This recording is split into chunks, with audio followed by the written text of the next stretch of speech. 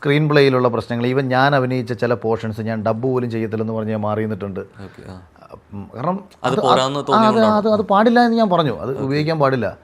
പിന്നെ ഈ സിനിമയിൽ ഞാൻ ഈ ബുള്ളറ്റിൽ തേരാപ്പാര നടക്കുന്ന കുറേ സാധനമുണ്ട്. ഇതൊരു പാട്ടിന്റെ മൊണ്ടാഷിന് വേണ്ടി എടുത്തു വെച്ചതാണ് ആക്ച്വലി. ഇതൊന്നും ഞാനെന്താ ചിന്തിച്ചെന്നറിയാമോ, നമ്മൾ ഇതിനകത്ത് 2 മണിക്കൂർ 50 മിനിറ്റുമാണ് ഈ സിനിമ ടോട്ടാലിറ്റിയിൽ ആദ്യം കട്ട് ചെയ്തത്.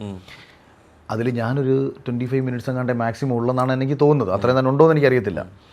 അപ്പോൾ ഈ സിനിമയിൽ ഇത്രയും മാത്രമുള്ള ഞാൻ എന്തിനാണ്, കാരണം എൻ്റെ തലയിലേക്ക് ഒരു ഞാൻ സ്വപ്നത്തിൽ ചിന്തിക്കുന്നില്ലല്ലോ. നമ്മളൊരു വേഷം വന്ന് ചെയ്തിട്ട് പോയി എന്നുള്ളതല്ലേ ഉള്ളൂ. സാധാരണ ഇപ്പോൾ റിവ്യൂ പറയുന്ന ആൾക്കാർ പലരും പല അഭിപ്രായങ്ങൾ പറഞ്ഞിട്ടുണ്ട്. എല്ലാവർക്കും ഈ യൂട്യൂബിൽ സെല്ലിംഗ് പോയിന്റ് ഞാനായതുകൊണ്ട് എല്ലാവരും നമ്മളിലേക്ക് ചുരുക്കി എന്നുള്ളതേ ഉള്ളൂ. പിന്നെ എനിക്കൊരു സന്തോഷമുള്ളത് നമ്മളിലൂടെ അവർക്കും 10 പൈസ കിട്ടുന്നുണ്ടല്ലോ എന്നൊരു സന്തോഷമുണ്ട്.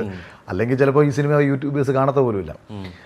അന്നേരം അവർ ഞാൻ അവരുടെ അഭിപ്രായത്തെയൊന്നും ഒരിക്കലും മാനിക്കാതിരിക്കുന്നില്ല. അഭിപ്രായത്തെയൊക്കെ ഞാൻ മാനിക്കുന്നു. പക്ഷേ അവരും മനസ്സിലാക്കണം, നിങ്ങൾ സിനിമയുടെ റിവ്യൂ ആണ് പറയുന്നത്, നിങ്ങൾ അഖിൽ മാരാർ എന്ന് പറയുന്ന വ്യക്തിയുടെ റിവ്യൂ അല്ല പറയുന്നത്.